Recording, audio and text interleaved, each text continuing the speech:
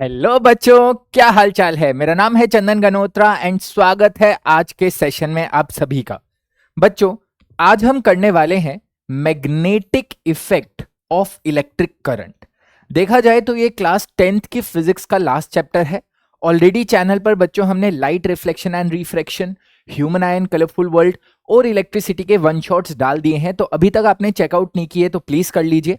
आज की क्लास में बच्चों हम जो लास्ट चैप्टर है फिजिक्स का, that is magnetic effects of current, उसको ना सिर्फ समझेंगे, उसको फील करेंगे, बढ़िया से समझेंगे, क्वेश्चंस लगाएंगे। और इस वन शॉट में मैं गारंटी से बता सकता हूं, अगर आपने लास्ट तक इसको अच्छे से देख लिया तो ऐसा हो ही नहीं सकता इस चैप्टर से आपका एक नंबर भी कट जाए।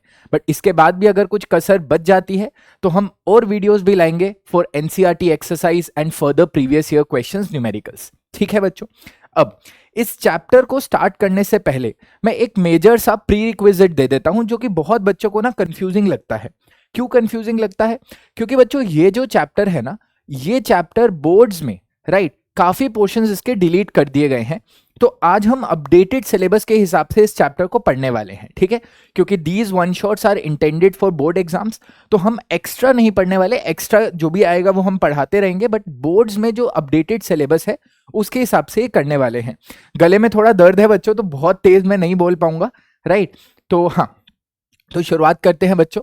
हमारा जो अपडेटेड सिलेबस है बोर्ड्स की ऑफिशियल वेबसाइट से, सीबीएसई की ऑफिशियल वेबसाइट से अभी अभी मैंने निकाला, और ये अपडेटेड सिलेबस है हमारा। हमें मैग्नेटिक फील्ड के बारे में पता होना चाहिए, फील्ड लाइंस के बारे में पता होना चाहिए, field due to the current carrying conductor पता होना चाहिए, field due to the coil और सोलिनॉइड पता होना चाहिए, force on the current carrying conductor के बारे में पता होना चाहिए। फॉर्मुलेज नहीं आएंगे बच्चे, ठीक है। फॉर्मुलेज इस चैप्टर में बहुत ज्यादा आपको देखने को नहीं मिलेंगे, इक्का दुक्का फॉर्मूला है। हाँ, यही चैप्टर जब आप क्लास 12th में जाओगे तो ये अलग अलग चैप्टर्स का फॉर्म ले लेता है, magnetism and matter, moving charges and magnetism. उसमें भर भर कर फॉर्मुलेज आएंगे, बायट, सर्विट्स लॉ और बहुत सारे फॉर्मुलेज। अभी 10th में हमारे पास उतने फॉर्मुलेज नहीं है। फ्लेमिंग्स लेफ्ट हैंड रूल पढ़ना है, direct current, alternating current, frequency of alternating current, advantage of AC over DC and domestic electrical circuits. Deleted क्या है बच्चे? हमारा ईएमआई डिलीटेड है, ठीक है। तो जो हमारा पहले इलेक्ट्रोमैग्नेटिक इंडक्शन होता था वो अभी हमें नहीं करना।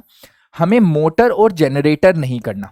मोटर और जनरेटर ये दोनों टॉपिक्स हमारे डिलीटेड हैं।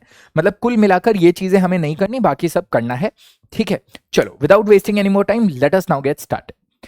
The term magnetic effect of electric current means that, right, इस स्टेटमेंट का मतलब क्या है कि जो इलेक्ट्रिक करंट है, magnetic effect of electric current का मतलब कि करंट की मदद से हम क्या कर सकते हैं, मैग्नेटिक इफेक्ट को बना सकते हैं, ठीक है। This is what this term means कि करंट की वजह से, राइट, हम मैग्नेटिक इफेक्ट को क्रिएट कर सकते हैं।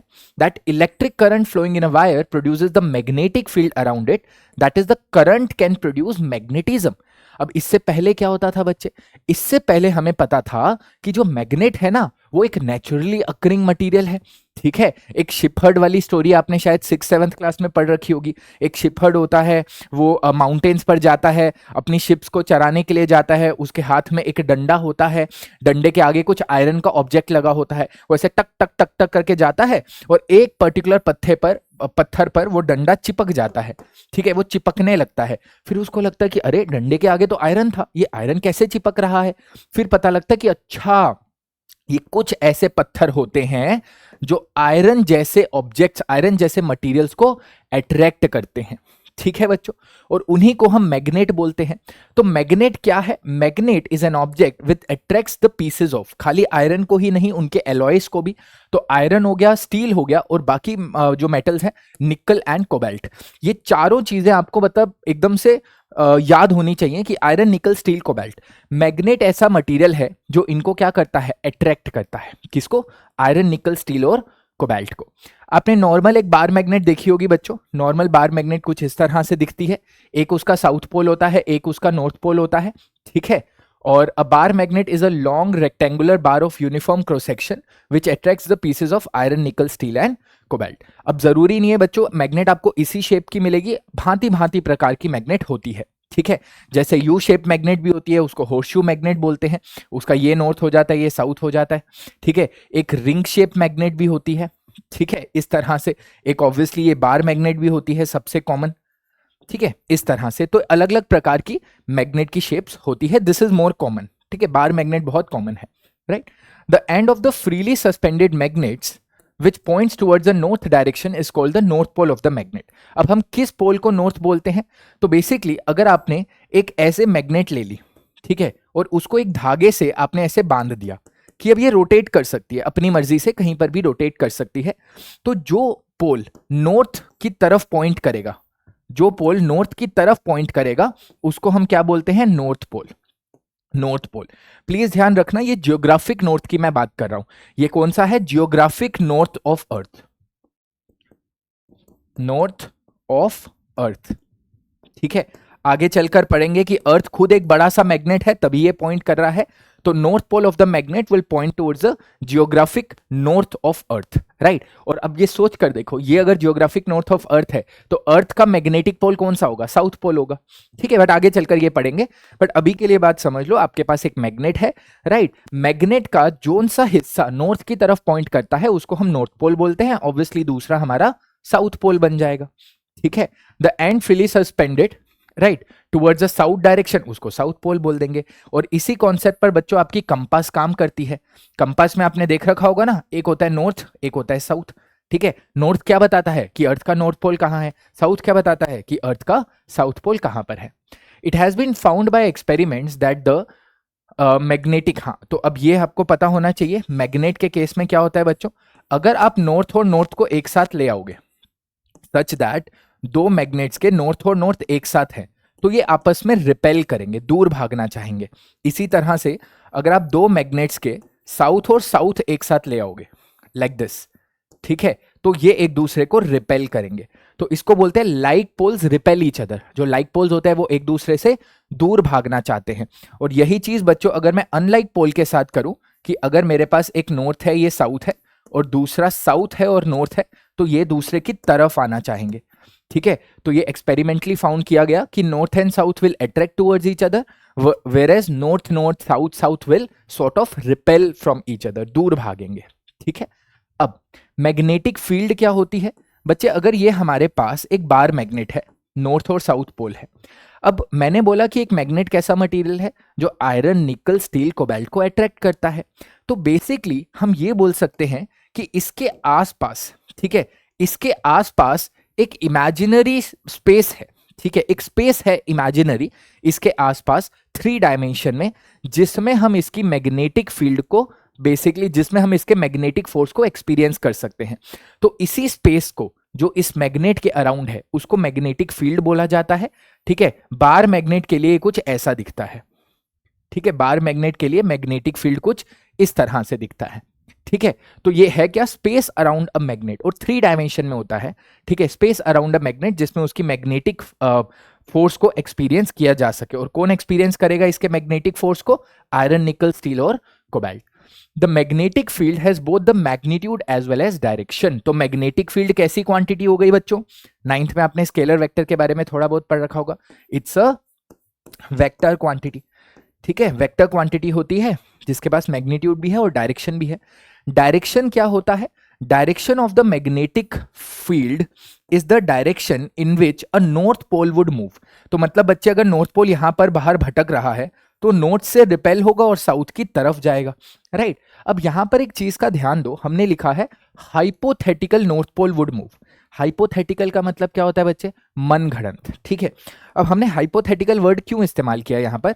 हमने बच्चे हाइपोथेटिकल वर्ड इसीलिए इस्तेमाल किया क्योंकि नॉर्थ पोल को अलग से एक्सट्रैक्ट करना पॉसिबल नहीं है। मतलब मान लो आपके पास ये मैग्नेट है, ये हो गई नॉर्थ, ये हो गई साउथ, आपने इसको तोड़ दिया। अब आपके दिमाग में क्या आएगा? अच्छा, ये जो टूटी हुई मैग्नेट है, ये नॉर्थ अलग कर लिया मैंने, टूटी हुई मैग्नेट का साउथ अलग कर लिया। पर बच्चे ऐसा कभी होता ही नहीं है। जैसे आप मैग्नेट को तोड़ोगे, इसके पास फिर से नॉर्थ साउथ डेवलप हो जाएगा।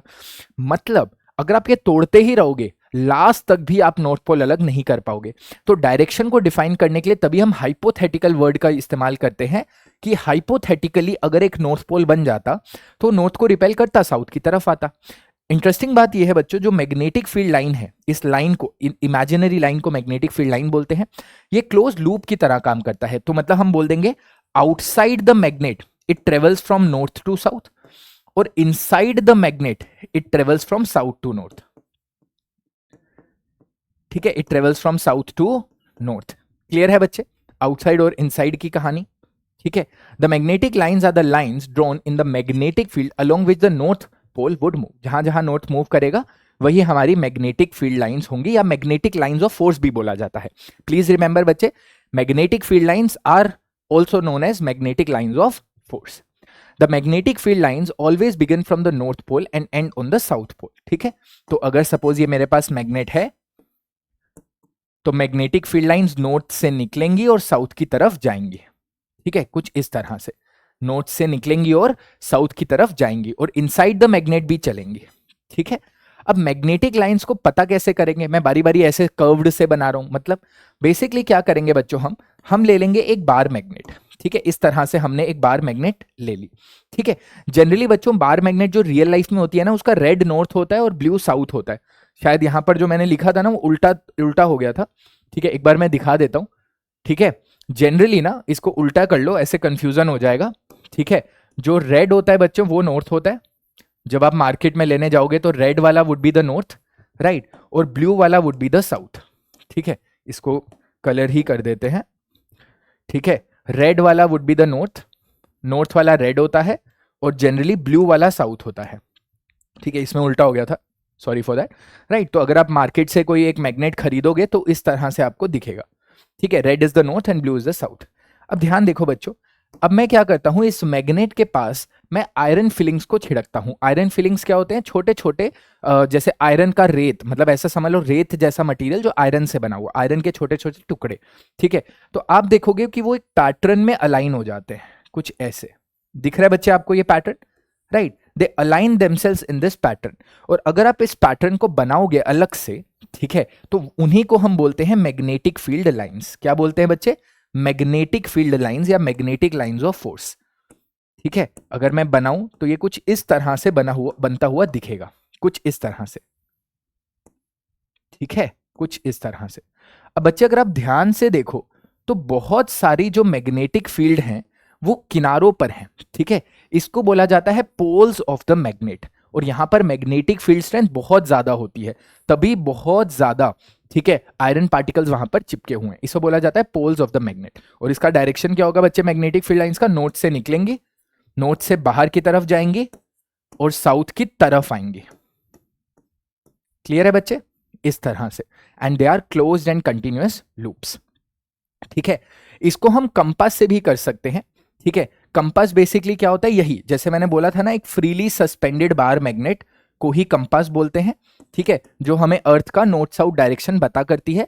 रियलिटी में यहां पर मेरे पास पड़ा नहीं है, बट होता तो मैं दिखा देता। Compass looks like this.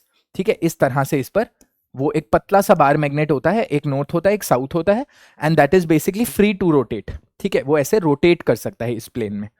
ठीक है, अब सेम चीज बच्चों जो हमने आयरन फिलिंग्स के साथ करी, हम कंपास के साथ भी कर सकते हैं। हम एक मैग्नेट लेंगे, ठीक है, मैग्नेट के बगल में एक कंपास रख देंगे।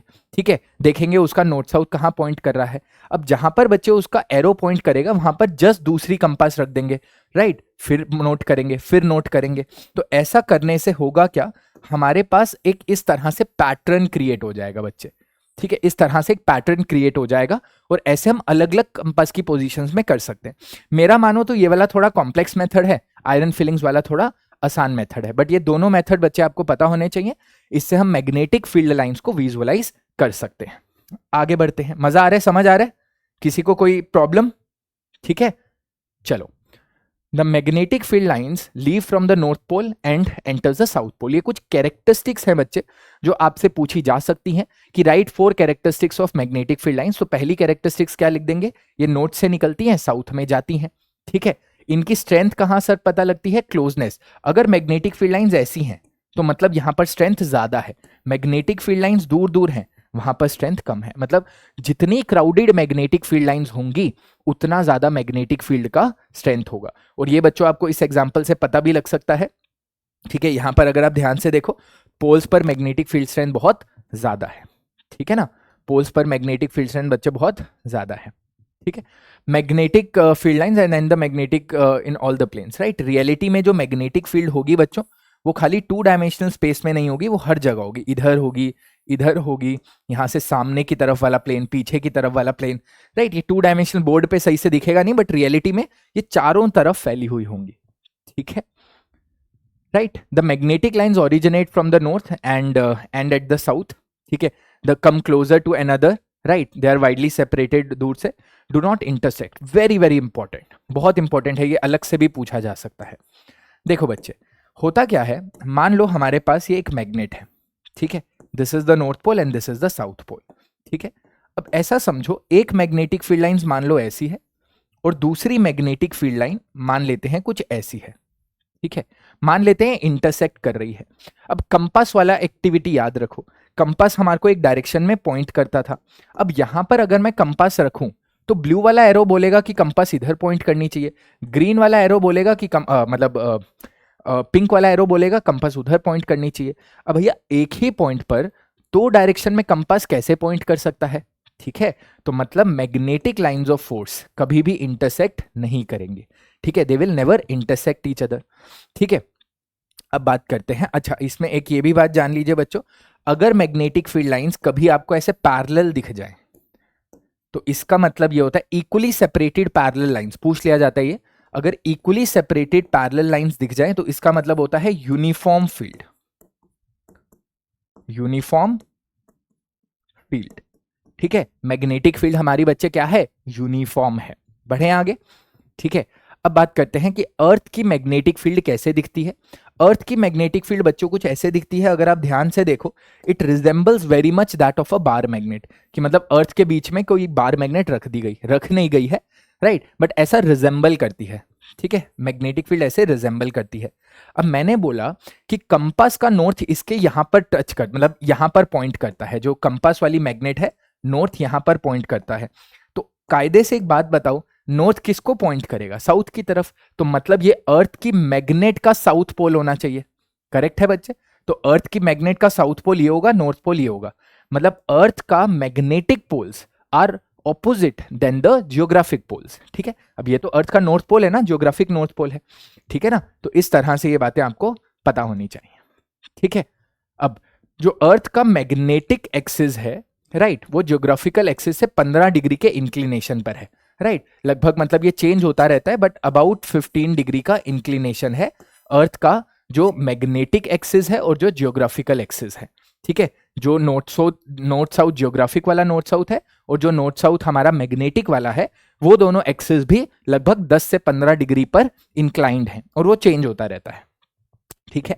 अब वैसे तो पूछा जाएगा नहीं, बट अगर कोई आपसे पूछे कि अर्थ का मैग्नेटिज्म का रीजन क्या है, अर्थ क्यों मैग्नेट बनी, तो बहुत रिसर्च वगैरह इस पर चल रही है, ठीक है, बट हम ये मानते हैं कि अर्थ का magnetism is due to the magnetic effect of current. हम मानते हैं कि अर्थ के यहाँ पर ना कोर में बहुत ज्यादा आयनिक, मतलब लिक्विड्स हैं जो कि जिसमें आयन्स हैं और वो मूव कर रहे हैं, ठीक है।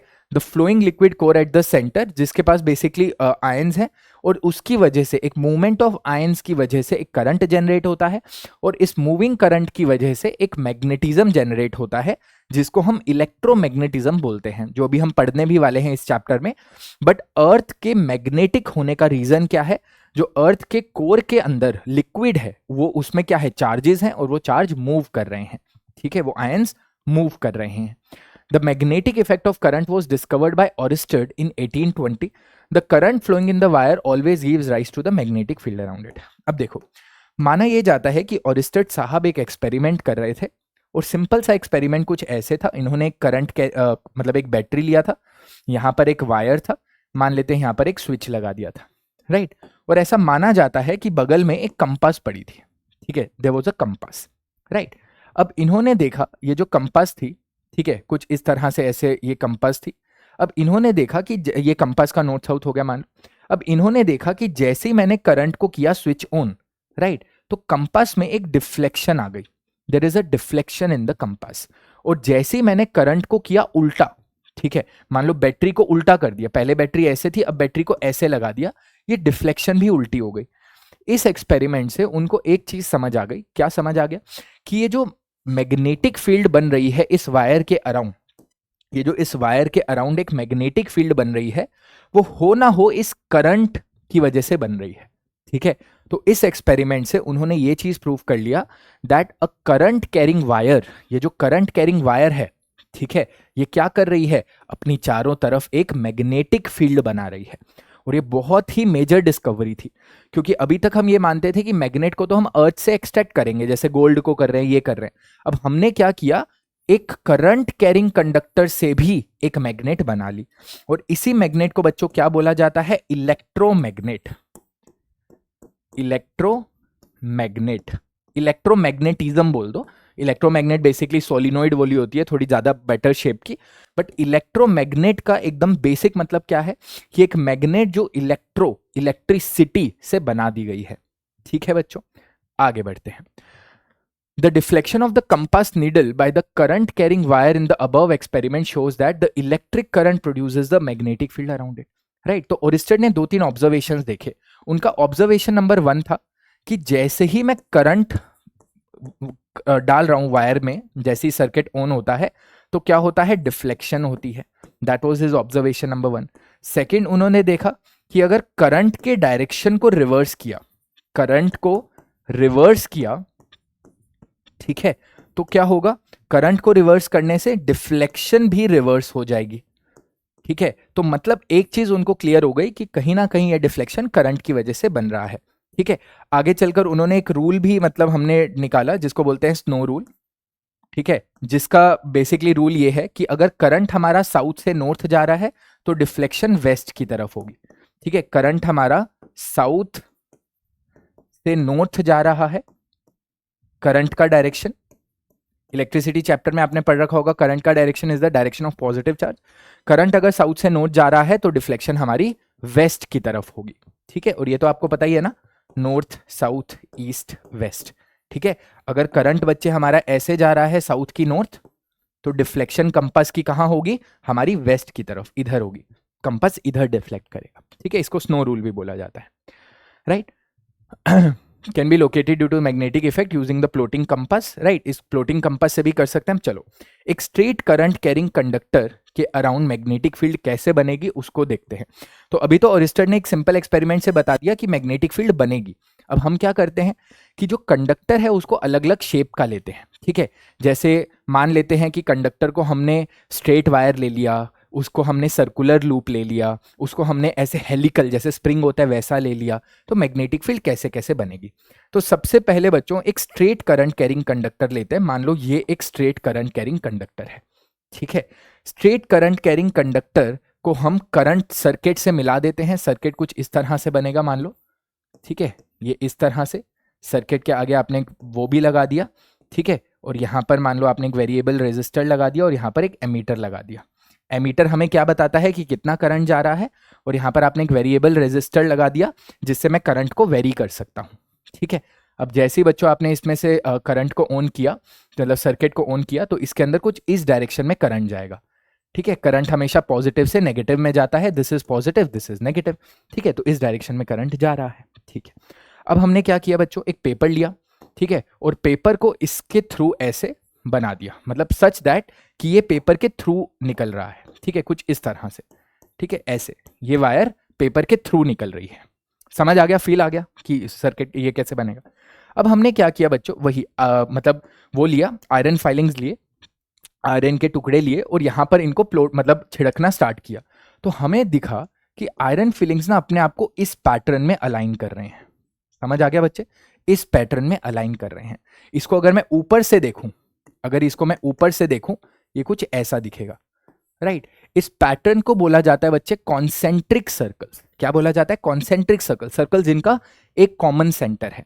और this is the magnetic field produced by a straight current carrying conductor. ठीक है, एक स्ट्रेट करंट कैरिंग कंडक्टर के पास जो मैग्नेटिक फील्ड होगी बच्चों, वो कैसी होगी, कॉन्सेंट्रिक सर्कल्स। फिर साइंटिस्ट ने कुछ एक्सपेरिमेंट्स किए और पता किया कि इसकी वजह से जो डिफ्लेक्शन है बच्चों, ठीक है, ये जो डिफ्लेक्शन प्रोड्यूस हो रहा है, अगर यहां पर बच्चे मैं एक कंपास लगा दूं, ठीक है, अगर ऐसे यहां पर एक कंपास लगा दूं, तो कंपास से मुझे डिफ्लेक्शन से पता लग जाएगा कितनी मैग्नेटिक फील्ड है। तो कंपास का डिफ्लेक्शन किन चीजों पर डिपेंड कर रहा था, डिफ्लेक्शन बढ़ रहा था। ठीक है, डिफ्लेक्शन वॉज इंक्रीजिंग अगर मैं करंट को बढ़ा रहा था। ठीक है बच्चे, करंट को बढ़ाने से डिफ्लेक्शन बढ़ रहा था, मतलब ज्यादा करंट मतलब ज्यादा मैग्नेटिक फील्ड प्रोड्यूस हो रही है। दूसरा, अगर मैं कंपास को जितना दूर रख रहा था, अगर बच्चे इस डिस्टेंस को मैं आर बोलूं, राइट, तो डिफ्लेक्शन घट रहा था अगर मेरा आर बढ़ रहा था। समझ रहे हो, जितना मैं डिस्टेंस बढ़ा रहा था, कहां से, ये करंट कैरिंग कंडक्टर से जितना मैं दूर भाग रहा था उतना मेरा डिफ्लेक्शन कम हो रहा था। ठीक है, तो ये दो कंक्लूजन्स थे बच्चों इस एक्सपेरिमेंट के, कि deflection is directly proportional to current, मतलब magnetic field is directly proportional to current. Deflection is inversely proportional to r, मतलब जितना आगे हम जाएंगे उतना कम डिफ्लेक्शन होता जाएगा। क्लियर है बच्चों? ठीक है, अभी हमने एक चीज पढ़ी कि जो मैग्नेटिक फील्ड है ना बच्चे, दैट्स अ वेक्टर क्वांटिटी। अब मैग्नेटिक फील्ड ऐसे दिखेगी, अब डायरेक्शन कैसा पता करेंगे? डायरेक्शन पता करेंगे यूजिंग राइट हैंड थंब। हम क्या करेंगे बच्चों, राइट हैंड थंब का इस्तेमाल कैसे करेंगे? हम ले लेंगे अपना राइट हैंड, ठीक है, उसको ऐसे कर्ल कर देंगे, ठीक है, थम्स अप, ये ऐसे बना देंगे थम्स अप। अब जो अंगूठा है वो हमें करंट का डायरेक्शन बताना है, करंट कहाँ है, ऊपर से नीचे, तो जो कर्ल ऑफ फिंगर है ना बच्चे, वो हमें मैग्नेटिक फील्ड का डायरेक्शन देगा। तो कर्ल ऑफ फिंगर यहां पर कैसे है, कुछ इस तरफ से है, ठीक है, तो ये हमें मैग्नेटिक फील्ड का डायरेक्शन दे देगा। थंब को कहाँ रखना है बच्चे, करंट की डायरेक्शन में, ठीक है। तो राइट हैंड थंब रूल क्या बताता है कि कुछ इस तरह से अगर है तो ये हो जाएगा हमारा करंट की डायरेक्शन में, और ये हमारे को मैग्नेटिक फील्ड का डायरेक्शन देगा। Curl of fingers would give us the direction of magnetic field. ठीक है बच्चों, तो ये सारा यहां पर मैंने मेंशन भी कर दिया है, ठीक है, and this is the right hand thumb rule. Right hand thumb rule को ही हम ये दूसरे किसी नाम से भी जानते हैं, स्क्रू रूल के भी नाम से, but right hand thumb rule भी आप याद रख सकते हो। This is also called Maxwell's right hand thumb rule, ठीक है, ठीक है, मैक्सवेल्स स्क्रू रूल भी बोलते हैं या फिर राइट हैंड थंब रूल भी बोल सकते हो। ठीक है बच्चे, क्लियर है? अब हम क्या करते हैं, अभी हमने एक स्ट्रेट करंट कैरिंग वायर लिया, अब हम वायर को ना एक सर्कल बना देते हैं, ठीक है, will make the wire like a circle, कुछ इस तरह से, राइट। और सेम हम क्या करते हैं, एक सर्किट बना देते हैं यहाँ पर, ठीक है, इस तरह से एक सर्किट बना देते हैं। सर्किट के यहाँ पर एक एमीटर लगा देते हैं, एक स्विच लगा देते हैं, एक वेरिएबल रेजिस्टर लगा देते हैं, पूरी कहानी सेम है, ठीक है। अब अगर यहाँ से करंट ऐसे जा रहा है तो करंट मतलब कुछ इस तरह से जा रहा है, ऐसे जा रहा है, ऐसे जा रहा है, ऐसे जा रहा है, ठीक है। अब हम क्या करते हैं, इस पूरे स्ट्रक्चर पर यहाँ पर इस तरह से एक कागज रख देंगे, एक कार्डबोर्ड रख देंगे, ठीक है, और ये जो चीज है वो कार्डबोर्ड से के बीच से निकल रही है कुछ ऐसे, ठीक है, ये कार्डबोर्ड के बीच से कुछ ऐसे निकल रही है। फील आ रहा है, समझ आ रहा है? वापस से आयरन फिलिंग्स को छिड़काएंगे। अब जब बच्चे आयरन फिलिंग्स को छिड़काएंगे तो मैग्नेटिक फील्ड ना यहां पर कुछ ऐसे बनेगी, ठीक है, this is how the magnetic field would look like, ठीक है।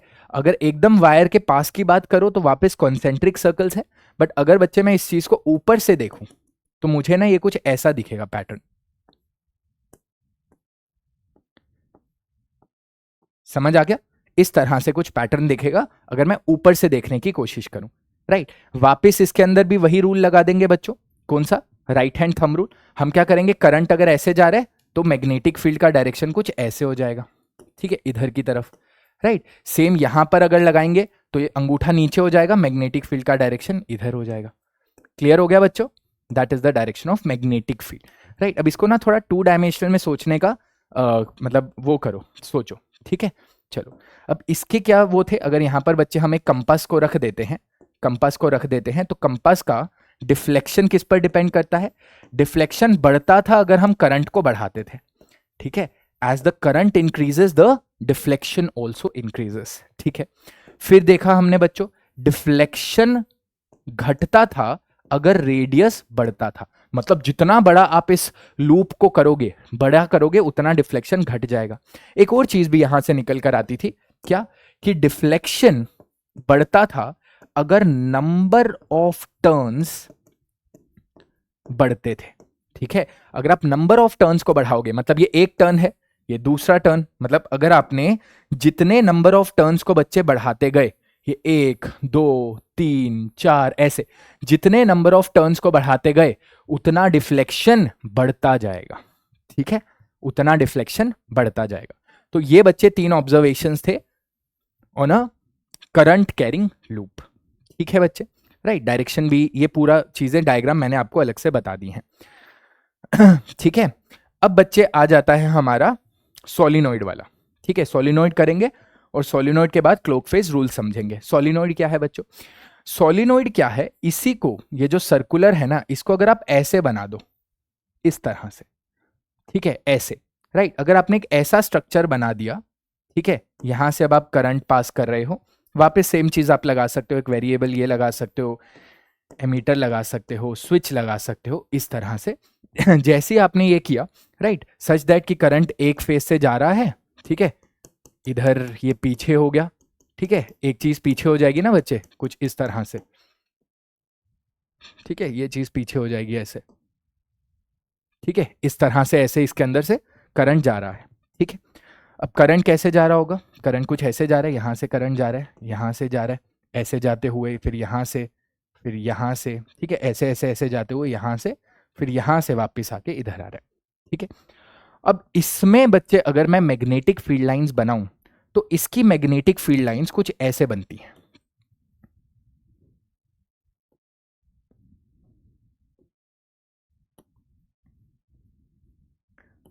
अगर आप ध्यान से देखो बच्चों, the magnetic field lines resembles that of a bar magnet. ये मैग्नेटिक फील्ड लाइंस कैसी दिख रही हैं? As a bar magnet, bar magnet. और दूसरी ऑब्जर्वेशन क्या है, देखने से ही जो आपको पता लग रही है कि जो मैग्नेटिक फील्ड है बच्चों, ये हमारी इधर बीच में, देखो बीच में मैग्नेटिक फील्ड लाइंस आपको कैसे दिख रही हैं? पैरेलल नहीं दिख रही हैं। तो हम बोल देंगे कि मैग्नेटिक फील्ड लाइंस एक लॉन्ग इस तरह के स्ट्रक्चर में कैसी होती हैं? यूनिफॉर्म होती हैं। ठीक है, तो हम बोल देंगे magnetic lines are uniform. Magnetic lines uniform मतलब फील्ड क्या है? कांस्टेंट है। मैग्नेटिक फील्ड कांस्टेंट है, मतलब सेम मैग्नेटिक फील्ड है, राइट। ये थोड़ा बार मैग्नेट से अलग हो गया, क्योंकि बार मैग्नेट में साइड में ज्यादा होती है, ठीक है, ये बीच में सबसे ज्यादा और मैक्सिमम है, ठीक है। मैक्सिमम भी होती है लॉन्ग सोलिनॉइड में। ठीक है बच्चों, लॉन्ग सोलिनॉइड में मैक्सिमम सेंटर में होती है, ठीक है। अब हमें ये पता लग गया कि ये एक बार मैग्नेट की तरह बिहेव कर रहा है, ठीक है। अब हम क्या करते हैं बच्चों, हम करंट की डायरेक्शन के बेसिस पर पोलैरिटी कैसे पता करें? कि बार मैग्नेट तो बन गया, अब बार मैग्नेट का एक होता है नॉर्थ, एक होता है साउथ। अब मैंने बोल दिया कि ये बार मैग्नेट की तरह बिहेव कर रहा है, बट कौन सा नॉर्थ पोल, कौन सा साउथ पोल? उसके लिए बच्चों इस्तेमाल करते हैं क्लोक फेज रूल। अब क्लोक फेज रूल क्या है?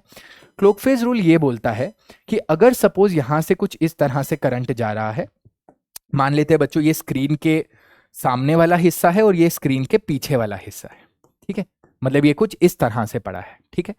अगर एक इंसान यहां से इस पूरी चीज को देख रहा है, ठीक है, इधर से देख रहा है ऐसे, ठीक है, एक इंसान यहां से देख रहा है वर्सेस एक दूसरा इंसान इसको यहां से देख रहा है,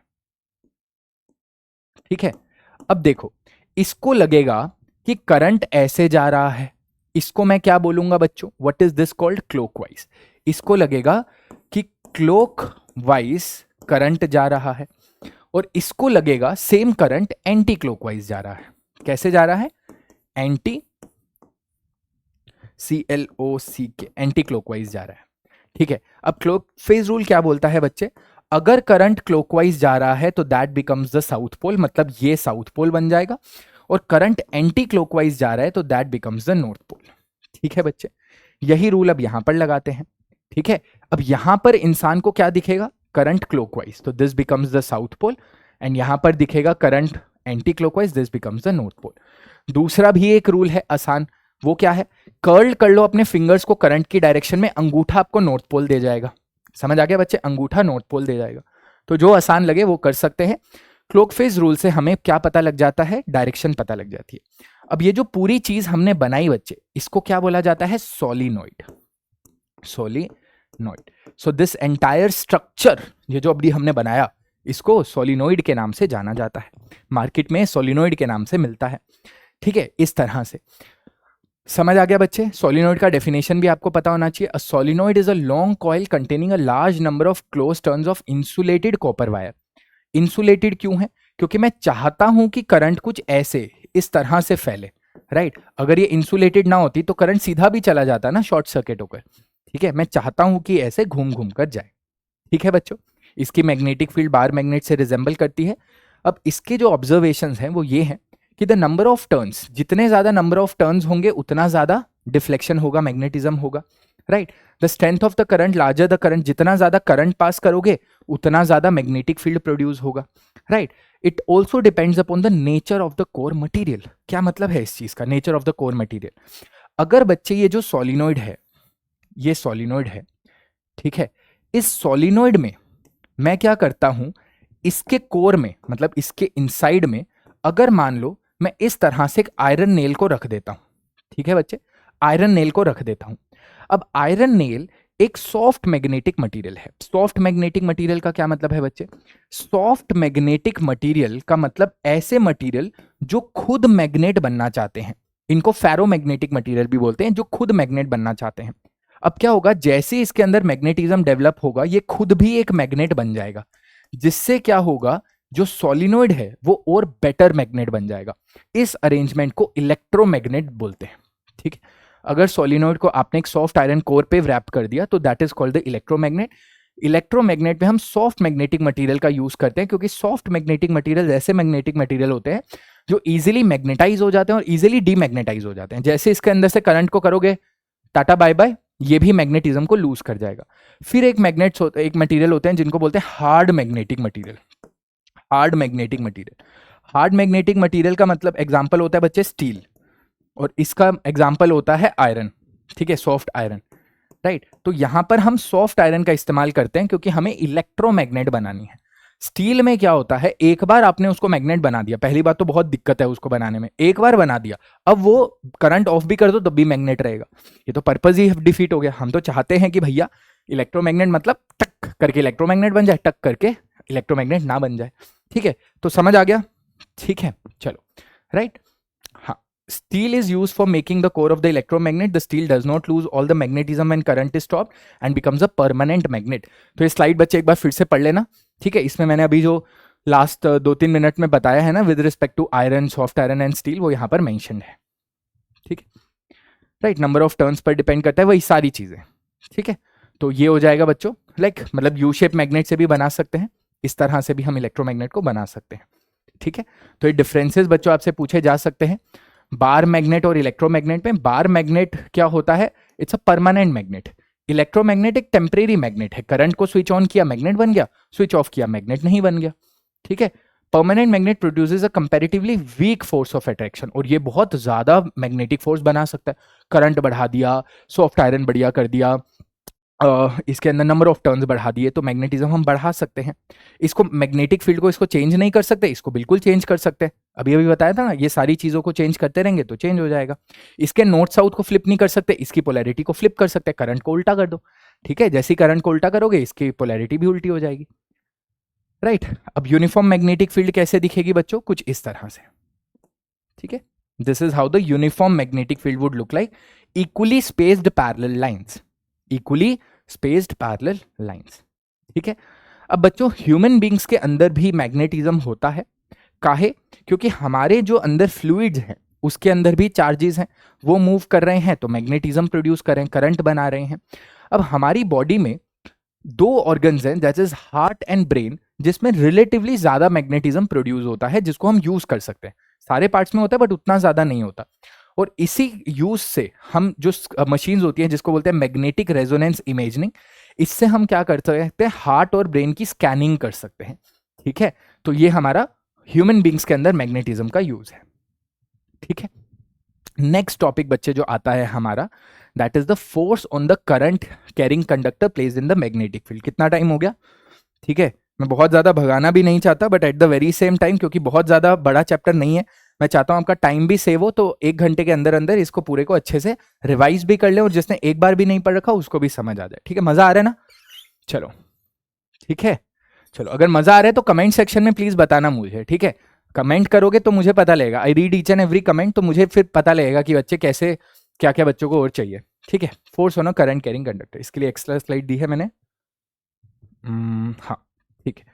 हम क्या करते हैं बच्चों, एक ना कॉपर का कंडक्टर लेता हूं मैं इस तरह से, और मैं क्या करता हूं, इसको एक झूले की तरह टांग देता हूं। झूला होता है ना पार्क में, बच्चों का झूला होता है, इस तरह से ऐसे इसको टांग देते हैं, ठीक है, ऐसे।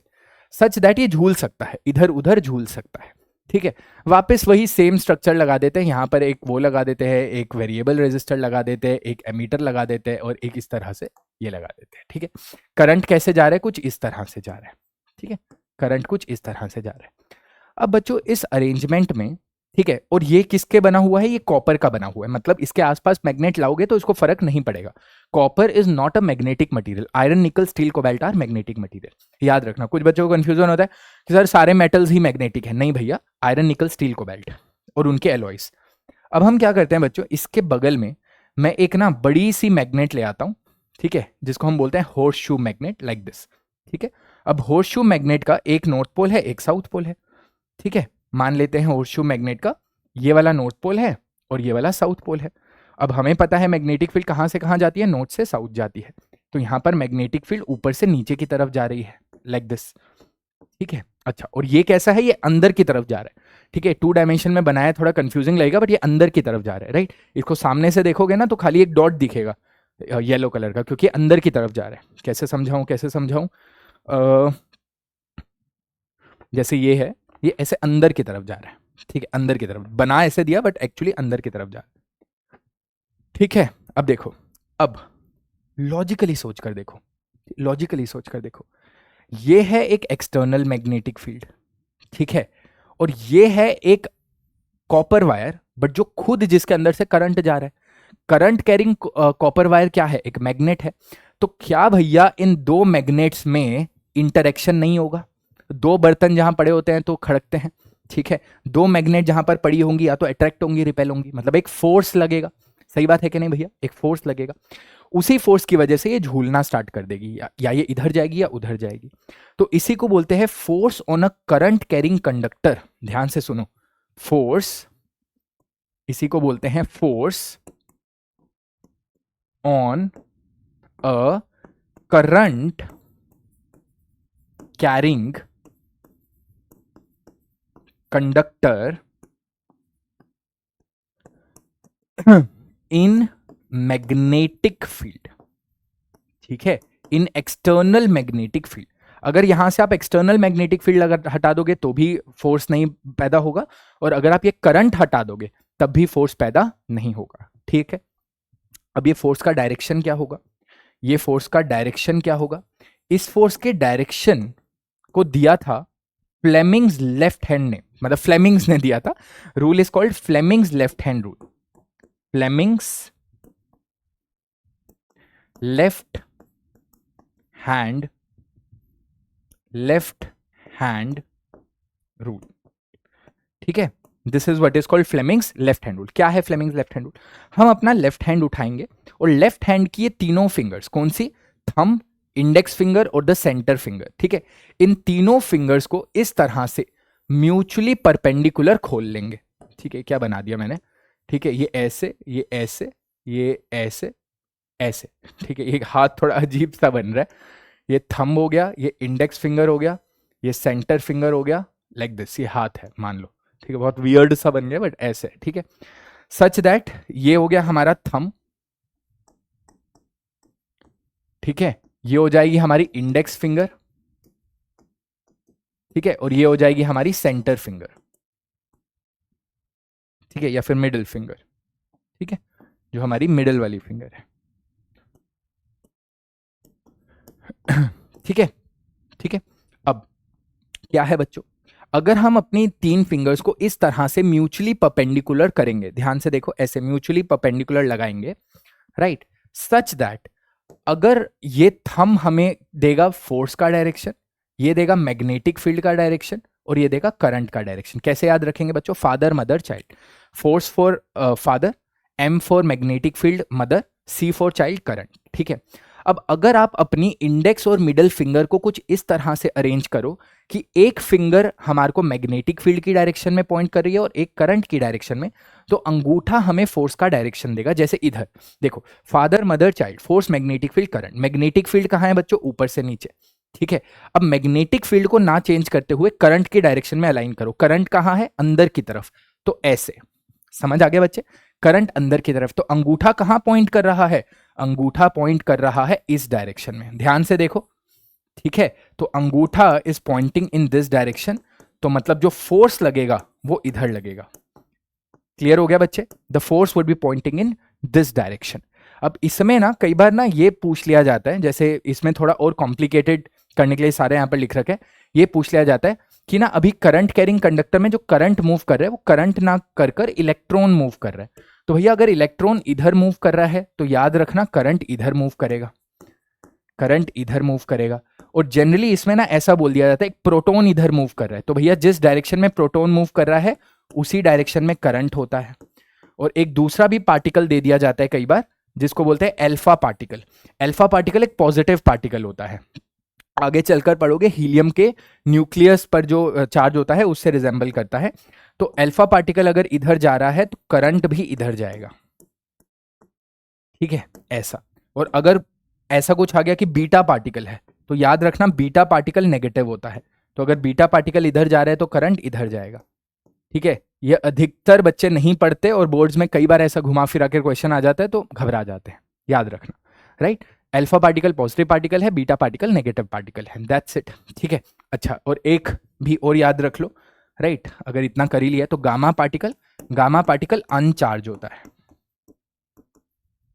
ठीक है, तो उस पर कुछ फर्क पड़ेगा ही नहीं, राइट, अनचार्ज है, कोई चार्ज ही नहीं है तो करंट ही नहीं है, तो उस पर कुछ फर्क नहीं पड़ेगा, ठीक है। अब the direction of force acting on the current, right, is perpendicular to the direction of current, perpendicular to the direction of magnetic field, मतलब बेसिकली वही है ना। अब ये जो फोर्स है ये किसके परपेंडिकुलर है? एक तो करंट के भी, देखो ना, अंगूठा इसके भी परपेंडिकुलर है और अंगूठा इसके भी परपेंडिकुलर है, ठीक है, वही बात यहां पर बोल रखी है, ठीक है बच्चों, राइट। तो फ्लेमिंग्स लेफ्ट हैंड रूल से हम डायरेक्शन पता कर सकते हैं।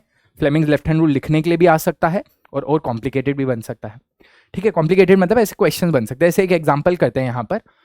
A stream of positively charged particles, alpha particles, moving towards west is deflected towards north। अच्छा, इसमें ना एक बात कई बार ध्यान देना, कई बार ना ये north south east west up down सारी चीजें ले लेता है, तो हमेशा ही ध्यान देना, कभी कभी ना इट्स बेनिफिशियल कि हम एक टेबल एज्यूम कर लें, टेबल पर ये नॉर्थ है, ये साउथ है, ये ईस्ट है, ये वेस्ट है, ये अपवर्ड है, ये डाउनवर्ड है, ठीक है, ऐसे याद रख लिया करो, राइट, क्योंकि इससे फिर आपकी 4 डायमेंशन तो नॉर्थ साउथ ईस्ट वेस्ट होगी और अप और डाउन भी आ जाती है। अब सवाल में क्या बोल रखा है?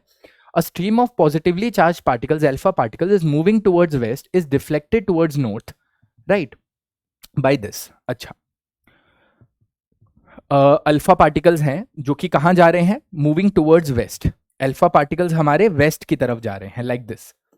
तो अल्फा पार्टिकल्स वेस्ट जा रहे हैं तो करंट भी वेस्ट जा रहा है ठीक है बच्चे, towards west is deflected towards north, north की तरफ डिफ्लेक्ट हो रहे हैं, मतलब फोर्स इधर लग रहा है, ठीक है, तो ये हो जाएगा डायरेक्शन ऑफ फोर्स, ठीक है, फोर्स इधर लग रहा है, right. The direction of magnetic field is, ठीक है, फादर मदर चाइल्ड लगाएंगे, फादर मदर चाइल्ड, ठीक है। मैग्नेटिक फील्ड कहाँ है भैया? मैग्नेटिक फील्ड तो निकालनी है, फोर्स कहाँ है? इधर नॉर्थ की तरफ, राइट, मतलब इस टेबल के हिसाब से बताऊं तो फोर्स हमारा ये नॉर्थ की तरफ हो जाएगा, करंट हमारा इधर हो जाएगा, तो इसके हिसाब से, ठीक है, फोर्स इधर हो गया, मैग्नेटिक फील्ड निकालना है, करंट, तो मैग्नेटिक फील्ड अपवर्ड की तरफ आ रही है, ठीक है, मैग्नेटिक फील्ड अपवर्ड आ रही है। चलो इसको वैसे भी करके देख लेते हैं, राइट, अगर इस टेबल से कंफ्यूजन हो रहा है तो, राइट, हमारे जो इलेक्ट्रॉन्स हैं वो किधर, हमारा जो अल्फा पार्टिकल है वो वेस्ट की तरफ जा रहा है, right, is deflected towards this. देखो अब ऐसा कर लो, नॉर्थ साउथ ईस्ट वेस्ट, या तो वैसा कर लो, ठीक है, बट ये वाला थोड़ा इजी हो जाता है, समझ आया कि नहीं? मतलब एक टेबल अपने सामने इमेजिन कर लो,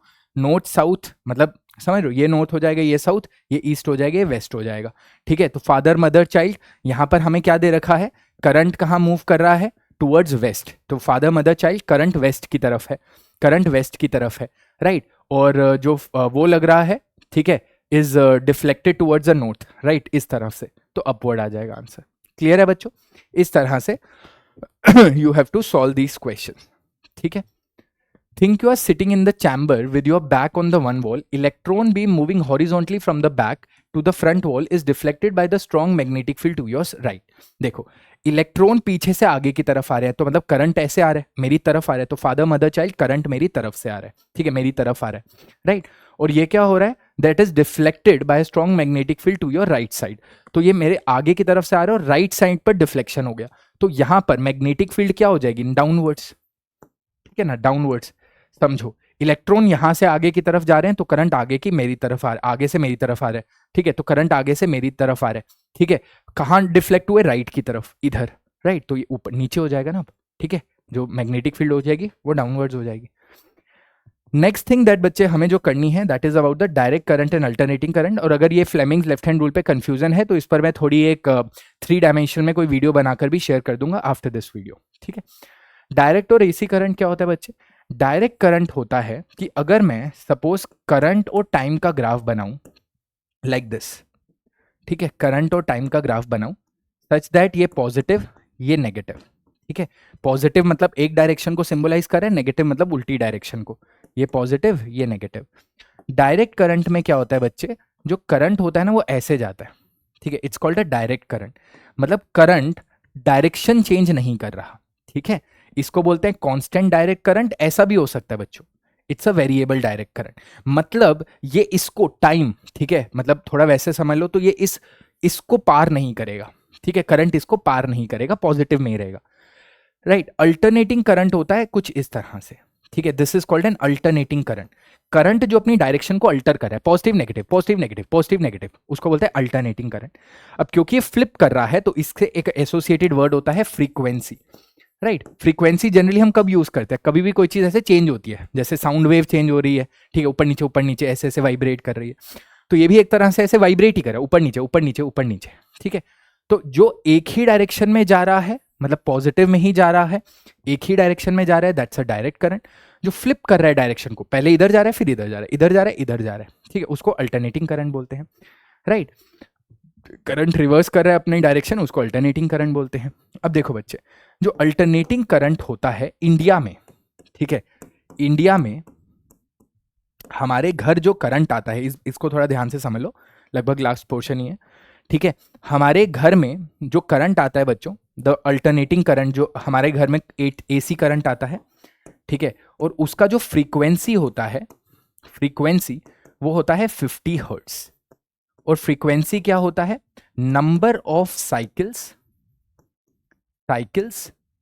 पर यूनिट टाइम, ठीक है, पर यूनिट टाइम, ठीक है, number of cycles per unit time, ये होती है फ्रीक्वेंसी। अब ध्यान देखो बच्चों, अब एक साइकिल में करंट ना 2 बार डायरेक्शन चेंज करता है, मतलब ऐसे, राइट, मतलब ये एक वेव हो गई पूरी, ठीक है, करंट पॉजिटिव से नेगेटिव गया फिर नेगेटिव से पॉजिटिव गया, मतलब एक साइकिल में करंट ने 2 बार डायरेक्शन चेंज करी, 2 टाइम्स डायरेक्शन चेंज करी, ठीक है, तो 50 साइकिल्स में कितनी बार डायरेक्शन हुई, 100 टाइम्स, तो 100 डायरेक्शन चेंज हो रहा है, ठीक है, किसमें, 1 सेकंड में, ठीक है, तो क्या मैं बोल सकता हूं कि एवरी 1/100 सेकंड में डायरेक्शन चेंज हो रहा है, 100 डायरेक्शन चेंज 1 सेकंड में हो रहा है, तो क्या मैं बोल सकता हूं एक डायरेक्शन चेंज 1/100 सेकंड में हो रहा है, तो वहीं लिख रखा है।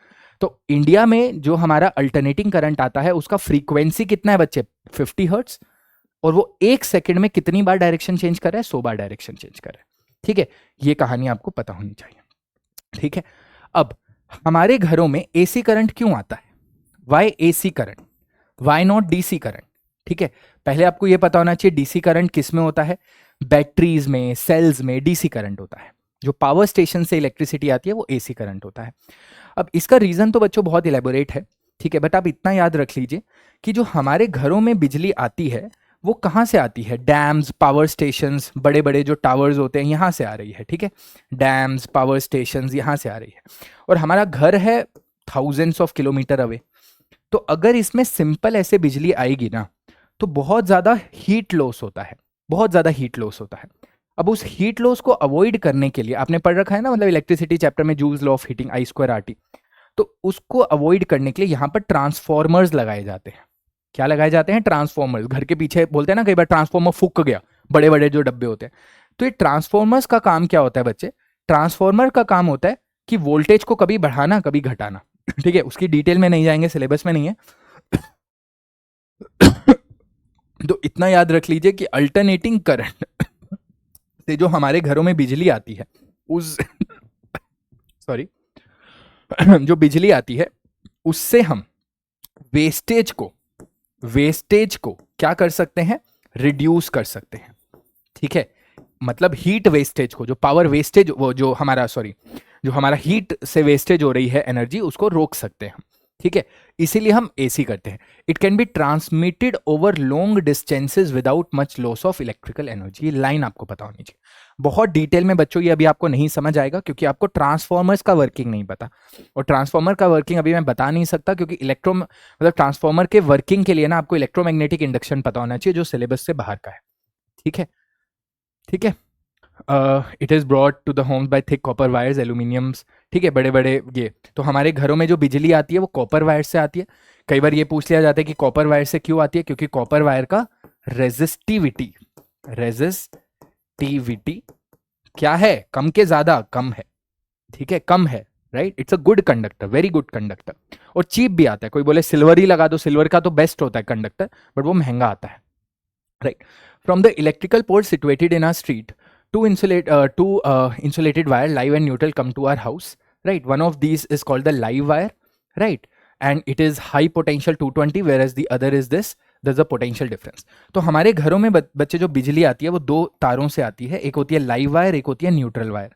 लाइव का पोटेंशियल होता है 220 वोल्ट और न्यूट्रल का होता है 0 वोल्ट, ठीक है। तो पोटेंशियल डिफरेंस जो हो जाएगा वो हो जाएगा 220 वोल्ट। तो हमारे घरों में जो बिजली आती है इंडिया में, उसका पोटेंशियल डिफरेंस होता है 220 वोल्ट, और जो फ्रीक्वेंसी होती है वो होती है 50 हर्ट्ज, ठीक है। ये भी आपसे कई बार पूछ रखा है बोर्ड में कि बताओ इंडिया में जो इलेक्ट्रिसिटी आती है जो हमारे घरों में वो कैसी, मतलब उसका वोल्टेज और फ्रीक्वेंसी क्या है, तो ये आपको पता होना चाहिए, ठीक है।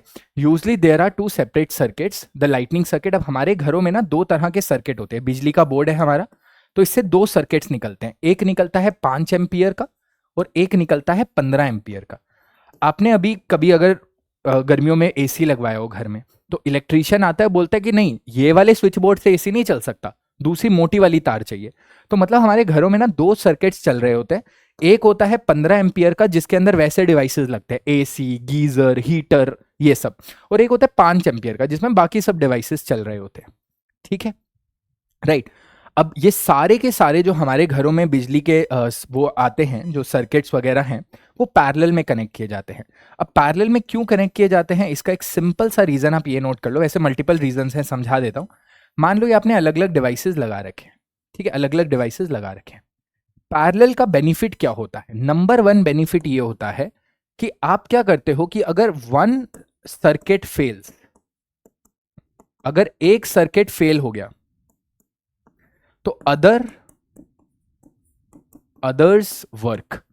अगर एक सर्किट फेल हो गया, मतलब ये फेल हो गया, फिर भी ये वाला तो सर्किट चलेगा क्योंकि इसका एक अलग सर्किट है, इसका एक अलग पाथ है। समझ आ गया? तो एक भी सर्किट फेल होता है तो बाकी सब चलते हैं, ठीक है। That is the benefit of parallel कि अगर एक खराब हो गया तो बाकी चलते हैं, राइट। तभी आपके घरों में अगर ट्यूबलाइट खराब हो गई तो पंखे चलते हैं, बल्ब चलते हैं, ठीक है, एक फायदा। दूसरा फायदा ये है कि each can have different switch, मतलब आप सबको अलग अलग स्विच से ऑपरेट कर सकते हो। इसका अलग स्विच, इसका अलग स्विच, इसका अलग स्विच। आपको मेन मीटर को छेड़खानी करने की जरूरत नहीं है, ठीक है। तीसरा क्या हो जाएगा? तीसरा ये हो जाएगा कि इसमें पैरेलल में क्या होता था, वोल्टेज सेम रहती थी, वोल्टेज सेम रहती थी, बट जो करंट होता था वो डिफरेंट होता था। और यही तो हमें चाहिए, करंट डिफरेंट। मतलब हम चाहते हैं कि भैया इलेक्ट्रिक प्रेस को ज्यादा करंट चाहिए, छोटे वाले बल्ब को ज्यादा नहीं चाहिए करंट, तो हम करंट को स्प्लिट कर सकते हैं, अलग अलग हिस्सों में बांट सकते हैं। ये हो गया। और लास्ट आप ये भी लिख सकते हो, you can also right that, कि फोर्थ, ओवरऑल रेजिस्टेंस, ठीक है, रिड्यूसेस। क्योंकि आपको पता है कि पैरेलल में overall resistance of a circuit कम हो जाती है, इट रिड्यूसेस, राइट। सीरीज में बढ़ जाती है, पैरेलल में घट जाती है। तो ये सब हमारे कुछ कुछ वो हैं, ठीक है, जो आपको पता होने चाहिए, राइट।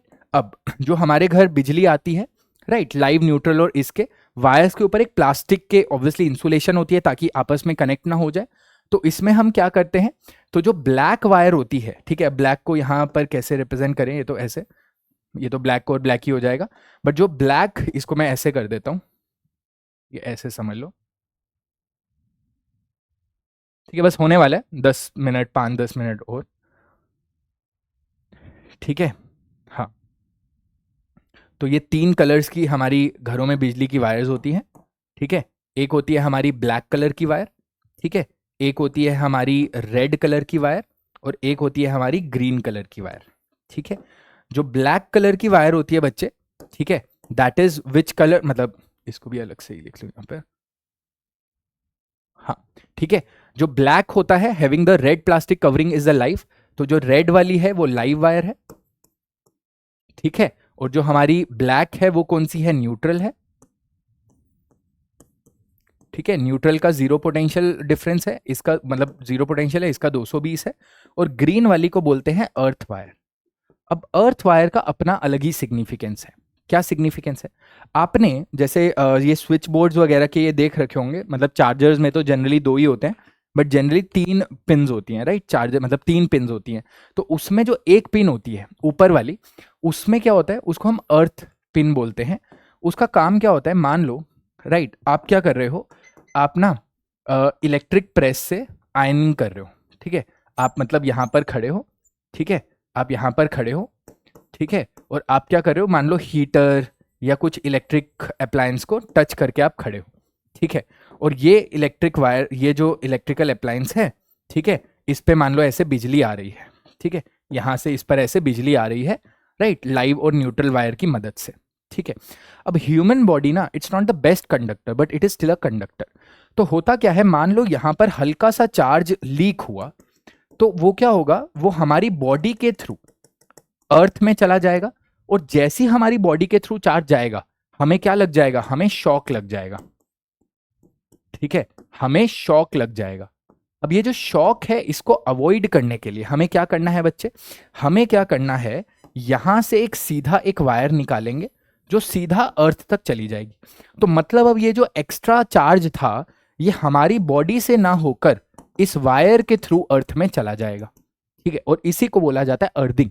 अब अर्थिंग का फायदा ये होता है कि हमारी बॉडी से चार्ज नहीं जाता, ठीक है। तो अगर हमने चप्पल नहीं पहन रखी, ये गीले हाथ हैं, ठीक है, ये जो मेटल के अप्लायंसेस में खासकर ये तौर पर यूज होता है, क्योंकि मेटल खुद कंडक्टर है, तो वहां से हमारी बॉडी के अंदर एक्सेस चार्ज आ जाएगा, ठीक है। तो इसको अर्थिंग बोला जाता है, earthing is a safety device, ठीक है। अब एक दूसरा मेथड ऑफ हमारा, तो अर्थिंग एक हमारा मेथड ऑफ वो हो गया, ठीक है, मतलब एक तरह से एक मेथड हो गया जिसकी हेल्प से हम सेफ्टी को इंश्योर कर सकते हैं। दूसरा मेथड होता है फ्यूज यूज करना। फ्यूज एक गेट कीपर का काम करता है, ठीक है, एक गेट कीपर का काम करता है कि गेट कीपर बैठे हैं हमारी सोसाइटी के बाहर, राइट, तो कोई भी अगर ऐसा अनजान इंसान आएगा तो गेट कीपर उसको रोक देंगे, ठीक है, मतलब हमारे घर को प्रोटेक्ट करेंगे। तो होता क्या है कि हमारे सर्किट्स में ये लाइव वायर है, ये न्यूट्रल वायर है, कुछ इस तरह से हम क्या करते हैं, यहां पर ना, यहां पर हम एक फ्यूज लगा देते हैं। अब फ्यूज का काम क्या होता है बच्चे, कि ना, अब जैसे यहां पर हमने एक बहुत महंगा कोई इंपोर्टेड टेलीविजन खरीदा, ठीक है, ऐसे, और उस टेलीविजन पर लिख रखा था कि भैया ये मैक्सिमम 5 एम्पियर करंट को झेल सकता है, उससे ज्यादा करंट से ये टेलीविजन खराब हो सकता है, ठीक है। तो अब ये फ्यूज क्या करता है, फ्यूज ना 5 एम्पियर करंट तो झेल सकता है, तो इतने जाने देता है। जैसे ये करंट मान लो 7 एम्पियर हुआ, जिससे खराब हो सकता है, ये क्या करता है, ये एक ऐसी वायर से बना होता है जिसका मेल्टिंग पॉइंट कम होता है। मेल्टिंग पॉइंट कम मतलब जैसे इसके अंदर करंट आया, करंट की वजह से हीटिंग क्रिएट होगी, हीटिंग की वजह से ये पिघल जाएगा। अब जैसे ये पिघलेगा बच्चों, ये तो सीरीज में लगा हुआ है, ये पिघला, इसने करंट को ब्लॉक कर दिया, आगे करंट नहीं जा रहा, तो हमारा जो महंगा डिवाइस था वो क्या हो गया, सेव हो गया। इसको बोला जाता है फ्यूज, ठीक है, राइट। अब फ्यूज और ये सारी चीजें हमारे को 2 सिचुएशंस में हेल्प कर जाती हैं। जैसे एक तो होता है हमारा शॉर्ट सर्किटिंग। शॉर्ट सर्किटिंग क्या होता है, अगर plastic insulation of live and neutral हमारी खराब हो गई, मतलब ऐसा समझो ये लाइव वायर है और ये न्यूट्रल वायर है, राइट। अब अगर मान लो इनके बीच की इंसुलेशन खराब हो गई और ये आपस में मिल गए, ये आपस में मिल गए, तो करंट आगे क्यों जाएगा, करंट तो फटाफट ऐसे चला जाएगा, ठीक है, इतना ज्यादा करंट हो जाएगा। क्योंकि सोचो ना, यहां पर वर्चुअली आपने क्या किया, आपने दोनों वायर्स को मिला दिया, तो रेजिस्टेंस आपने क्या कर दी, 0 कर दी, ठीक है, लाइव और न्यूट्रल सीधा मिला दिया, बल्ब बल्ब कुछ नहीं है बीच में, तो ये इतना ज्यादा गर्म हो जाएगा कि आग लग सकती है। इसको बोलते हैं शॉर्ट सर्किट हो जाना, ठीक है। और ये शॉर्ट सर्किटिंग को हम कैसे बचाएंगे बच्चों, शॉर्ट सर्किटिंग को बचा सकते हैं by using good insulating wires, ठीक है, ऐसी सस्ती वायर्स ना लेकर अच्छी अच्छी इंसुलेटिंग वायर्स जो कि फायर रेजिस्टेंस है वो।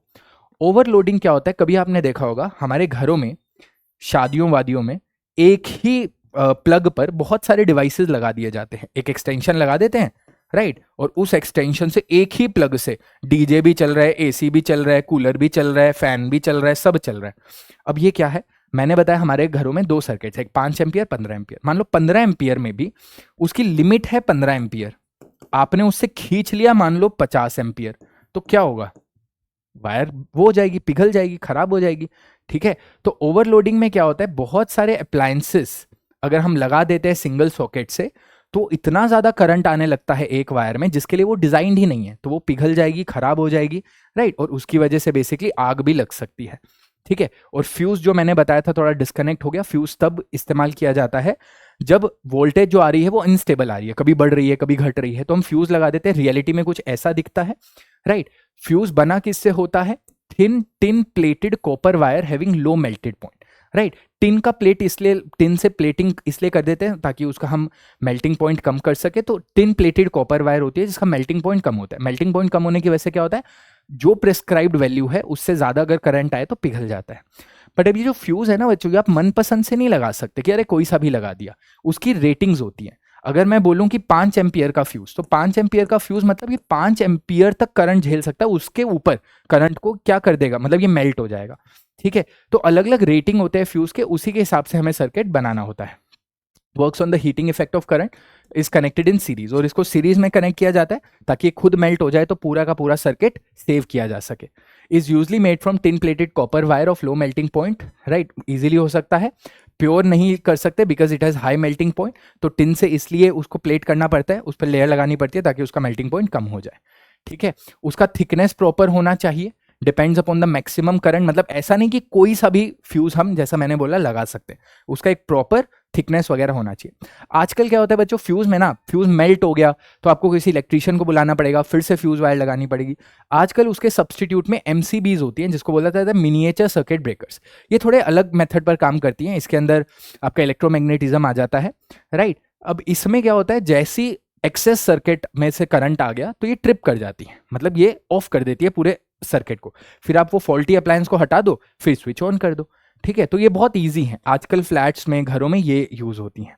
ठीक है, राइट, ये मैग्नेटिक इफेक्ट ऑफ करंट पर काम करती है। अगेन इसका वर्किंग हमारे सिलेबस में नहीं है, बट एमसीबीज ऐसा कुछ, क्योंकि आजकल ना बोर्ड्स बहुत एक्सपेरिमेंट करते हैं क्वेश्चंस पर। ठीक है, तो आपको ये सब पता होने चाहिए। ठीक है बच्चे, राइट। इलेक्ट्रिक फ्यूज को इस तरह से बनाया जाता है, ठीक है, इस तरह से ये इसका सिंबल है, राइट। अब 2 होमवर्क क्वेश्चन देकर जा रहा हूं बच्चों मैं आपको, और ये 2 होमवर्क आपको सॉल्व करने हैं और कमेंट सेक्शन में इसका आंसर करना है। ठीक है, this is your homework question. ठीक है, ये वाला क्वेश्चन ध्यान से पढ़ लीजिए, और एक ये वाला होमवर्क क्वेश्चन है। ठीक है बच्चे, 2 होमवर्क क्वेश्चन दे रहा हूं। हाँ, ओवरलोडिंग के प्रिकॉशंस क्या हैं ये भी ले लो, 3 होमवर्क क्वेश्चन ले लो, राइट। और लास्ट में बच्चों ये जो डायग्राम है नेम टू, अरे 4 हो गए, हाँ ठीक है, तो ये 4 होमवर्क क्वेश्चन मुझे कमेंट सेक्शन में आंसर्स चाहिए बच्चों। इसके बाद ये वाला जो डायग्राम है ये आपको पता होना चाहिए, ये डायग्राम आपके बोर्ड्स में आ सकता है, right. This diagram is basically the diagram to show the domestic electrical circuits, right. तो पहली बात, डोमेस्टिक इलेक्ट्रिकल सर्किट में क्या है बच्चों, एक लाइव वायर है, एक न्यूट्रल वायर है, ठीक है। वो इलेक्ट्रिसिटी बोर्ड के फ्यूज, पहले तो आपके घरों से भी पहले एक इलेक्ट्रिसिटी बोर्ड का भी फ्यूज होता है, ठीक है, ताकि आपके घरों में एक्सेस जाए ना। उसके बाद आपका इलेक्ट्रिक मीटर होता है, फिर आपका डिस्ट्रीब्यूशन बॉक्स होता है जो आपके घरों के अंदर होता है, आजकल मीटर घरों के बाहर लगा होता है। फिर डिस्ट्रीब्यूशन बॉक्स आपका इसका होता है जिसके अंदर आपके अलग अलग फ्यूज होते हैं।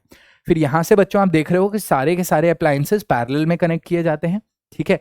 और सभी अप्लायंसेस से यहाँ पर एक अर्थ वायर निकलती है जो सीधा अर्थ की तरफ जाती है, ठीक है, ताकि हमारे को शॉर्ट सर्किटिंग से, मतलब शॉर्ट सर्किटिंग बोल रहा हूँ, ताकि हमारे को इलेक्ट्रोक्यूशन से जो करंट लग जाता है, ठीक है, बारिशों वगैरह में, उससे मतलब प्रिवेंट किया जा सके। And that's it, thank you very very much बच्चों। तो इसके साथ हमारा मैग्नेटिक इफेक्ट्स ऑफ करंट भी हो जाता है समाप्त। मिलते हैं आपको नेक्स्ट क्लास में, till then stay safe, stay healthy, bye bye.